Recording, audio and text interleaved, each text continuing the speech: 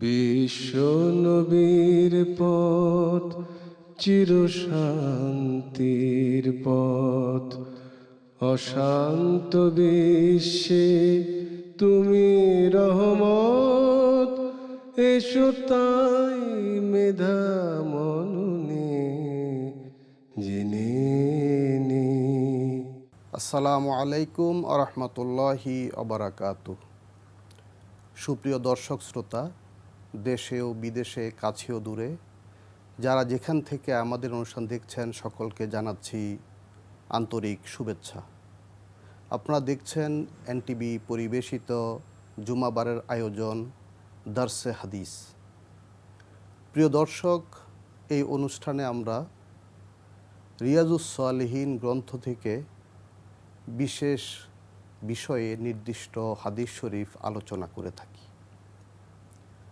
আজকে আমরা আলোচনা করব নামাজ, ইবাদাত এবং সকল কাজে ধীরস্থিরতা, প্রশান্তি বিষয়ে।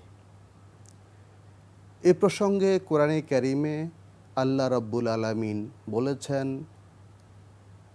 সূরা ফুরকানের 63 নম্বর আয়াতে, ইবাদুর রহমান আল্লাযীনা ইয়ামশুনা আলাল আরদি হাওনা।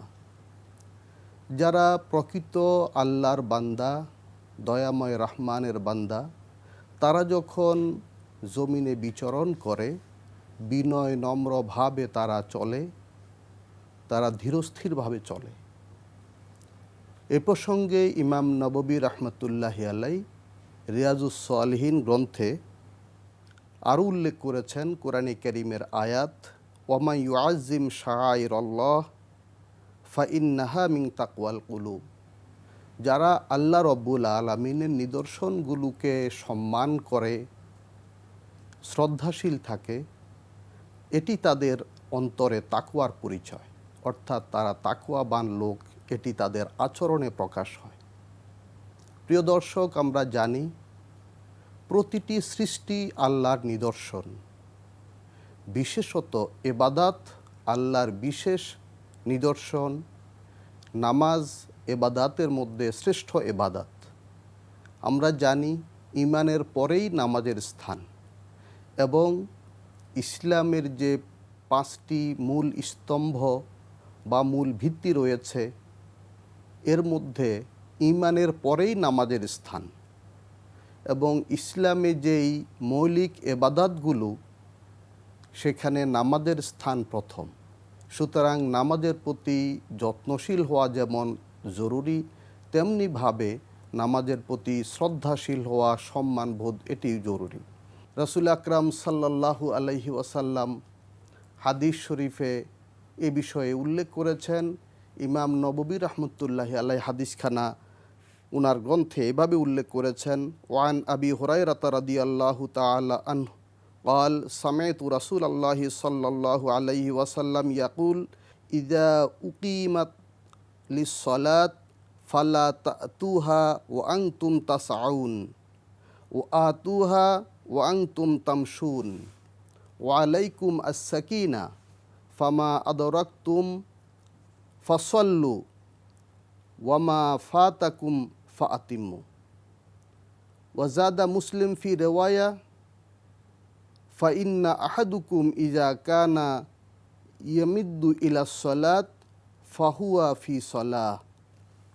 অর্থাৎ রাসূল আকরাম সাল্লাল্লাহু আলাইহি ওয়াসাল্লাম বলেন, যখন নামাজে একামত দেয়া হবে, তখন তোমরা তাড়াহুড়ো করে নামাজে আসবে না, দৌড়ে আসবে না, বরং তোমরা আসবে ধীর পদে, শান্তভাবে, এবং এসে তোমরা নামাজে শামিল হবে, শরিক হবে। বরং যদি কোনো নামাজ ছুটেও যায়, 2-1 রাকাত বাদ পড়ে যায়, সেই নামাজ তোমরা ইমাম সাহেব নামাজ সম্পন্ন করার পরে পরিপূর্ণ করে নিবে। এবং এই প্রসঙ্গে ইমাম মুসলিম রাহমাতুল্লাহি আলাইহি ওনার বিখ্যাত হাদিস গ্রন্থ জামে ইমাম মুসলিম রাহমাতুল্লাহি আলাইহিতে আরও উদ্ধৃত করেছেন যে তোমরা যদি নামাজের জন্য প্রস্তুতি নাও এবং অপেক্ষমান থাকো, সেই নামাজের প্রস্তুতির সময়টুকু এবং অপেক্ষমান সময়টুকু নামাজ হিসেবেই গণ্য হবে। এখানে গুরুত্বপূর্ণ একটি তথ্য যে আমরা নামাজের জন্য পূর্ব প্রস্তুতি নিতে হবে নেব। আমরা জানি নামাজের আগে অজু করতে হয়, পবিত্রতা নামাজের অন্যতম প্রধান শর্ত। সুতরাং এই যে নামাজের অজু করব, এটিও কিন্তু নামাজের পূর্ব প্রস্তুতি। অর্থাৎ যখন থেকে আমি নামাজের প্রস্তুতি আরম্ভ করলাম তখন থেকে পুরো সময়টুকু আমি নামাজরত থাকলে যেমনটি সওয়াব হতো তেমনি সওয়াব আমার আমলনামায় লেখা হতে থাকবে। কোরআনে কারিমে আল্লাহ রব্বুল আলামিন সূরা মাঈদার ৬ নম্বর আয়াতে বলেছেন, ইয়া আইয়ুহাল্লাযীনা আমানু ইযা কুমতুম ইলাস সলাতি ফাগসিলু ওয়ুজুহাকুম ওয়া আইদিয়াকুম ইলাল মারাফিকি ওয়ামসাহু বিরুউসিকুম ওয়া আরজুলাকুম ইলাল কাবাইন। অর্থাৎ হে মুমিনগণ, যখন তোমরা নামাজের জন্য প্রস্তুতি নিবে, মনস্থির করবে, তখন তোমরা তোমাদের চেহারাগুলো ধৌত করো এবং তোমাদের উভয় হাত কনুই পর্যন্ত ধৌত করো এবং তোমাদের দুটি পা টাকনু পর্যন্ত ধুয়ে নাও এবং মাথা মাসে করে নাও। তো আমরা এই আয়াতে অজুর নির্দিষ্ট নিয়ম দেখতে পাই এবং এটি নামাজের পূর্বেই আমাদের সম্পন্ন করতে হবে। রসুল আকরাম সাল্লাল্লাহু আলাইহি ওয়াসাল্লাম এর সুন্নাহ হলো নামাজের পূর্বে ধীরস্থিরভাবে প্রশান্তভাবে অজু করে এবং নামাজের যেই ওয়াক্তে সুন্নাত নামাজ রয়েছে সেই সুন্নাত নামাজগুলো সম্ভব হলে নিজের ঘরে বা বাসস্থানে আদায় করে ফরজ নামাজের জন্য মসজিদে যাওয়া। অর্থাৎ নামাজের আগে নামাজের প্রস্তুতি নেওয়া, ফরজ নামাজের আগে প্রয়োজনীয় পবিত্রতা অর্জন করে প্রয়োজনীয় সুন্নাত নামাজ পড়া। এমনকি ফরজ নামাজের জন্য মসজিদে গিয়ে যদি সেটি মাকরু ওয়াক্ত বা নিষিদ্ধ ওয়াক্ত না হয় তাহলে 2 রাকাত দুখুলুল মসজিদ বা তাহিয়াতুল মসজিদের নামাজ পড়া। মুআজ্জাজ হাজরিন, কোরআনে কারিমে এই নামাজ প্রসঙ্গে আল্লাহ রব্বুল আলামিন সূরা মুমিনুনে বলেছেন, কদ আফলাহাল মুমিনুন আল্লাযীনা হুম ফি সলাতিহিম খাশিউন। অর্থাৎ সে সকল মুমিনগণ সফল কাম হলেন, তাদের জীবন সার্থক হলো, তারা যথার্থভাবে ইবাদত সম্পন্ন করলেন যারা তাদের নামাজে বিনয়ী হয়। আমাদের নামাজগুলো হতে হবে অত্যন্ত চমৎকার। হাদিস শরীফে রাসূল আকরাম সাল্লাল্লাহু আলাইহি ওয়াসাল্লাম বলেছেন, তার ঈমান তত পরিপূর্ণ এবং সুন্দর যার নামাজ যত বেশি সুন্দর। সুতরাং আমাদের নামাজগুলো হবে অত্যন্ত ধীরস্থিরে এবং অত্যন্ত বিনয়ের সাথে, খুশু খুজুর সাথে। বিনয় নম্রতা নামাজের অন্যতম একটি গুরুত্বপূর্ণ বিষয়, কারণ আমরা যখন নামাজে দাঁড়াই তখন আল্লাহ রব্বুল আলামিনের সামনে কিন্তু দাঁড়াই। আমরা যেখানেই নামাজ আদায় করি না কেন, সেটি মসজিদে হোক, নিজের বাড়ি ঘরে অথবা রাস্তাঘাটে বাইরে যে কোনো জায়গায় আমরা নামাজে দাঁড়াই, যখনই আমি নামাজে দাঁড়াই তখন আমরা আল্লাহর সামনে দাঁড়াই। আল্লাহর সামনে যখন আমি দাঁড়াবো এর জন্য আমার পূর্ব প্রস্তুতি যেমন সামর্থ্যমতো সাধ্যমতো দরকার, তেমনি যথার্থ এবং যথাযথ বিনয় নম্রতা দরকার।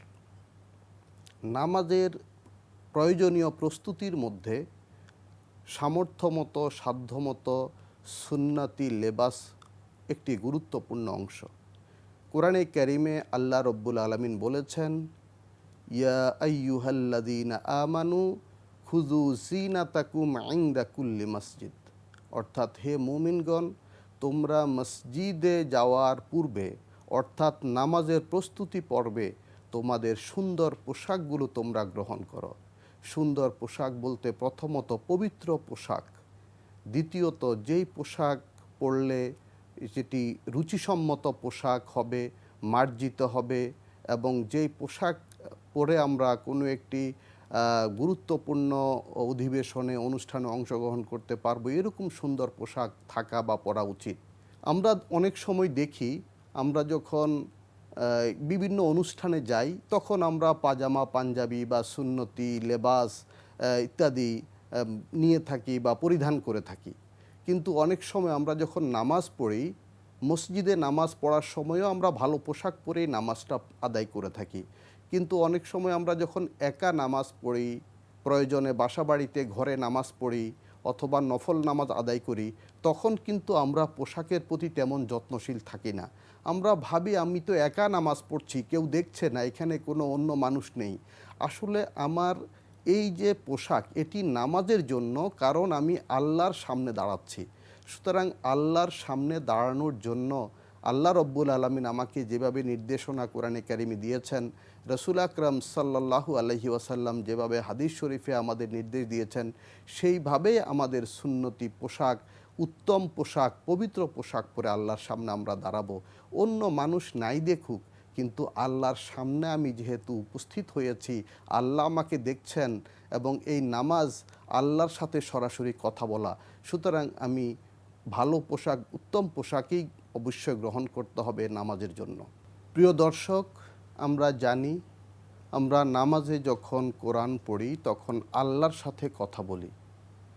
সুতরাং আমাদের এই বিষয়টি অনুধাবন করা খুবই জরুরি যে আমি নামাজ পড়ছি মানে আল্লাহর সাথে কথা বলছি, নামাজে আমি আল্লাহর সামনে উপস্থিত রয়েছি। আমরা যখন নামাজে সূরা ফাতিহা পড়ি, হাদিস শরীফে এসেছে আল্লাহ রব্বুল আলামিন আমাদের প্রতিটি কথার উত্তর দিয়ে থাকেন। আমরা যখন নামাজে পড়ি আলহামদুলিল্লাহি রব্বিল আলামিন, অর্থাৎ সকল প্রশংসা বিশ্বজগতের প্রভু আল্লাহর জন্য। আল্লাহ রব্বুল আলামিন এভাবে উত্তর দেন, হামিদানি আবদি, আমার বান্দা আমার প্রশংসা করল। যখন আমরা পড়ি আর রহমানির রহিম, তিনি পরম করুণাময় অতি দয়ালু, আল্লাহ রব্বুল আলামিন বলেন, আসনা আলাইয়া আবদি, আমার বান্দা আমার বিশেষ প্রশংসা করল। আমরা যখন বলি মালিকি ইয়াউমিদ্দিন, অর্থাৎ তিনি বিচার দিনের মালিক, তখন আল্লাহ রব্বুল আলামিন বলেন, মাজ্জাদানি আবদি, আমার বান্দা আমাকে সম্মানিত করল। সুবহানাল্লাহ। আমরা যখন বলি ইয়াকা নাবুদু ওয়া ইয়াকা নাস্তাঈন, অর্থাৎ হে আল্লাহ, শুধু আপনারই ইবাদত করি এবং আপনার কাছেই সাহায্য চাই, তখন আল্লাহ রব্বুল আলামিন বলেন, হাযা বাইনি ওয়া বাইনা আবদি, অর্থাৎ এই কথাই চূড়ান্ত হলো বান্দার মাঝে এবং আমার মাঝে, অর্থাৎ বান্দা আমার ইবাদত করবে আর আমি তার সাহায্য করব। সুবহানাল্লাহ। ইহদিনাস সিরাতাল মুস্তাকিম সিরাতাল্লাযীনা আন'আমতা আলাইহিম গায়রিল মাগদুবি আলাইহিম ওয়ালাদ-দাল্লিন, অর্থাৎ হে আল্লাহ, আমাদের সঠিক সরল পথে পরিচালিত করুন, তাদের পথ যাদের আপনি পুরস্কৃত করেছেন, এবং তাদের পথ নয় যারা অভিশপ্ত এবং পথভ্রষ্ট হয়েছে। হে আল্লাহ, আপনি কবুল করুন। এর উত্তরে আল্লাহ রব্বুল আলামিন বলেন ছোট্ট একটি বাক্য, লিআবদি মা সাআল, অর্থাৎ আমার বান্দা যা চায় তার জন্য তাই মঞ্জুর। সুবহানাল্লাহ। তো আমরা আল্লাহর সাথে কথা বলছি, আল্লাহ রব্বুল আলামিন আমাদের কথার উত্তর দিচ্ছেন, তো সেখানে কেন আমি ধীরে সুস্থে কাজটি করব না, কেন শান্তভাবে কাজটি করব না? আমাদের এই বিষয়টা অত্যন্ত গভীরভাবে চিন্তা করা উচিত। আমরা অনেক সময় এত দ্রুত নামাজ পড়ি, এত দ্রুত সূরা কেরাত পড়ি, এত অস্থিরভাবে দোয়া কালাম পড়ি, এটি আসলে একদিক থেকে সুন্নাত পরিপন্থী, দ্বিতীয় দিক থেকে আমার নামাজ কবুল হওয়ার জন্য একটি অন্তরায় বা বাধা, এবং এটি আল্লাহ রব্বুল আলামিনের শানে আদবের খেলাফ, এবং এটি এবাদতের উদ্দেশ্য পূরণে আমাদের একটি অন্তরায়। আমাদের এবাদতের যে উদ্দেশ্য, যে আল্লাহর সন্তুষ্টি অর্জন, আল্লাহর নৈকট্য অর্জন, আমি যখন আল্লাহর সন্তুষ্টির জন্য আল্লাহর নৈকট্যে যাচ্ছি, তো এখানে তো আমি অস্থির হওয়ার, ব্যস্ত হওয়ার কোনো কারণ থাকার কথা নয়। আমি আল্লাহর কাছে আসব। কোরআনে কারিমে আল্লাহ রব্বুল আলামিন বলেছেন যে দুনিয়ার যত অশান্তি আছে, দুনিয়ার যত ঝামেলা আছে, দুনিয়ার যত বিপদ আপদ মুসিবত আছে, সেখান থেকে তুমি পালিয়ে আসো আল্লাহর কাছে, ফাফিরু ইলাল্লাহ, অর্থাৎ তোমরা আল্লাহর কাছে পালিয়ে চলে আসো, মানে আল্লাহর কাছে আসলেই আমি আশ্রয় পাবো, আল্লাহর কাছে আমি বিপদ থেকে মুক্তি পাবো, আমি ঝামেলা থেকে মুক্ত হয়ে যাব, আমি অন্যান্য মুসিবত থেকে রক্ষা পেয়ে যাব। তো তো আমি আল্লাহর কাছে যখন এসেই গেলাম, আল্লাহর কুদরতি কদমে আমি সিজদা করব, এখানে তো আমি প্রশান্ত মনেই সিজদা করব।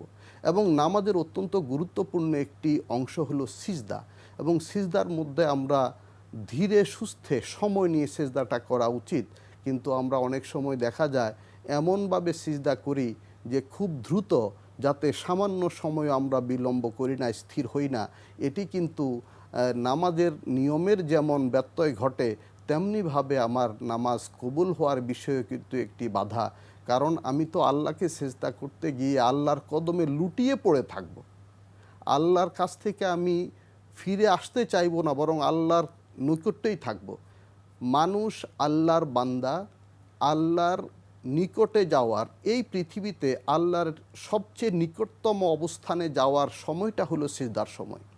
সুতরাং এই সিজদাটাও যেন আমাদের সুন্দর হয়, আমাদের নামাজে প্রতিটি রুকন আরকান আহকাম যেন সুন্দর হয়, এই বিষয়ে খেয়াল রাখতে হবে। প্রিয় দর্শক, কোরআনে কারিমে আল্লাহ রব্বুল আলামিন বহুবার বলেছেন আকিমুস সলাহ, অর্থাৎ সলাৎ কায়েম করো। বিজ্ঞ ফকি, মুজতাহিদ, মুফাসসির, মুহাদ্দিসগণ বলেছেন আকিমুস সলার 3টি পর্যায় রয়েছে।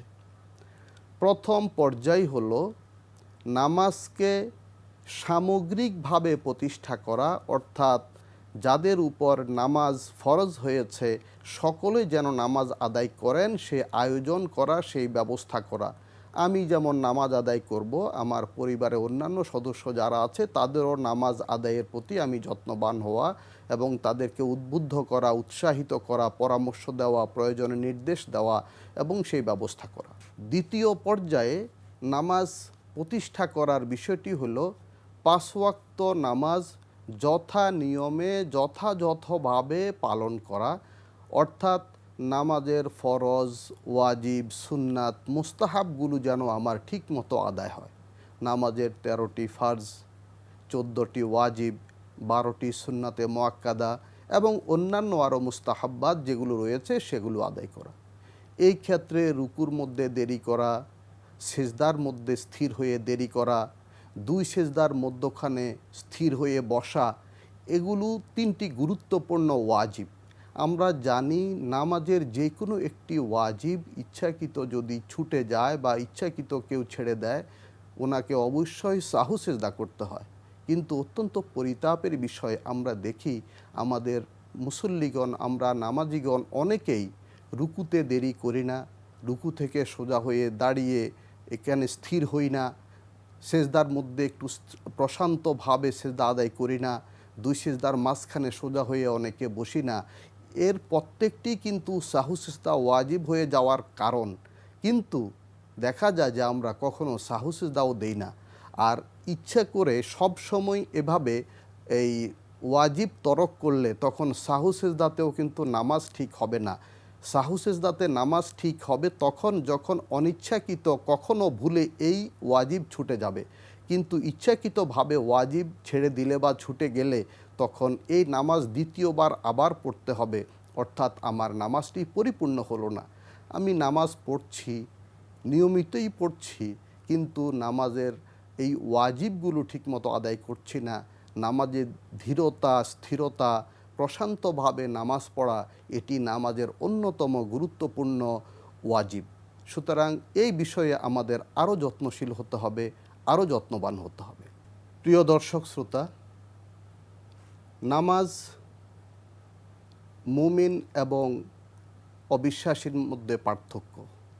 রাসূল আকরাম সাল্লাল্লাহু আলাইহি ওয়াসাল্লাম হাদিস শরীফে বলেছেন, আল ফারকু বাইনাল আবদি ওয়াল কুফরি তারকুস সালাহ, অর্থাৎ একজন বিশ্বাসী মুমিন, আল্লাহর অনুগত বান্দা আর অবিশ্বাসীর মাঝে পার্থক্য হলো নামাজ। সুতরাং নামাজ মুমিন জীবনে সবচেয়ে গুরুত্বপূর্ণ বিষয়। সময় মতো নামাজ পড়া অত্যন্ত জরুরি। কোরআনে কারিমে আল্লাহ রব্বুল আলামিন বলেছেন, ইন্না সলাতা কানাত আলাল মুমিনিনা কিতাবাম মাওকুতা, অর্থাৎ নামাজ মুমিনদের জন্য সময় নির্ধারিত ফরজ। আমরা কখনো অলসতা করে, অবহেলা করে, সামান্য অজুহাতে সময় মতো নামাজ আদায় না করে নামাজ কাজা করে ফেলি। সেটি হয়তো কাজা আদায় করি, কিন্তু আমি যে সময় মতো আদায় করলাম না, এতেও কিন্তু বড় অপরাধ হয়ে গেল, বড় অন্যায় হয়ে গেল। আমাদের নামাজ দিয়ে জীবনকে সাজাতে হবে। যার নামাজ সুন্দর তার সব কিছুই সুন্দর হবে। নামাজের নগদ যে ফজিলত দুনিয়াতে রয়েছে, আল্লাহ রব্বুল আলামিন রিজিকের সমস্যা সমাধান করে দিবেন। এবং এই নামাজ দিয়ে আমার জীবনের, আমার দৈনন্দিন সময়সূচি নির্ধারণ করতে হবে। আমরা অন্যান্য কাজের সূচির ভিতরে নামাজকে নিয়ে আসি। আসলে আমার 5 ওয়াক্ত নামাজকে নির্ধারিত সূচি ধরে তারপরে বাকি কাজগুলোকে সাজাতে হবে। অর্থাৎ এমন যেন না হয় যে কাজের ব্যস্ততার জন্য নামাজ ছেড়ে দেব, বরং আমি নামাজ টাইম মতো পড়ে বাকি কাজ করব। এতে কিন্তু আমাদের সময়েরও বরকত হবে ইনশাআল্লাহ। প্রিয় দর্শক শ্রোতা, আমরা চাই দুনিয়ার শান্তি, পরকালে মুক্তি। এটি ইসলামের মূল লক্ষ্য। এবং এই লক্ষ্য অর্জনে আল্লাহ রব্বুল আলামিন যে বিধান দিয়েছেন, সেই বিধানের নাম হলো ইসলাম। আর ইসলামে যে নির্ধারিত ইবাদতগুলো রয়েছে মানুষের কল্যাণের জন্য, মানুষের ব্যক্তি জীবনে, পারিবারিক জীবনে, সামাজিক জীবনে প্রশান্তির জন্য, তার অন্যতম প্রধান ইবাদতটি হলো নামাজ। এই নামাজ আমাদের জীবনে শৃঙ্খলা আনয়ন করে, আমাদের জীবনকে সুন্দর করে। সুতরাং আমরা নামাজের প্রতি যত্নশীল হব এবং নামাজকে সুন্দরভাবে আদায় করব, খুব সুন্দরভাবে নামাজের প্রস্তুতি নেব এবং ধীরে সুস্থে নামাজ আদায় করব, নামাজে প্রশান্তি লাভ করব। এতে আমাদের একদিকে নামাজের উদ্দেশ্য সফল হবে, দ্বিতীয়ত আমাদের দুনিয়ার জীবনও সুন্দর হবে, আখেরাতেও আমরা নাজাত লাভ করব। আল্লাহ রব্বুল আলামিন আমাদের সকলকে নামাজের মাধ্যমে আমাদের জীবনকে সুন্দর করার তৌফিক দিন এবং আমাদের দুনিয়ার জীবনকে সুখী করুন, আখেরাতে নাজাত দান করুন। আমিন। ওমা আলাইনা ইল্লাল বালাগুল মুবিন। আসসালামু আলাইকুম ওয়া রাহমাতুল্লাহি ওয়া বারাকাতুহু। বিশ্ব নবীর পথ চিরশান্তির পথ, অশান্ত বিশ্বে তুমি রহমত।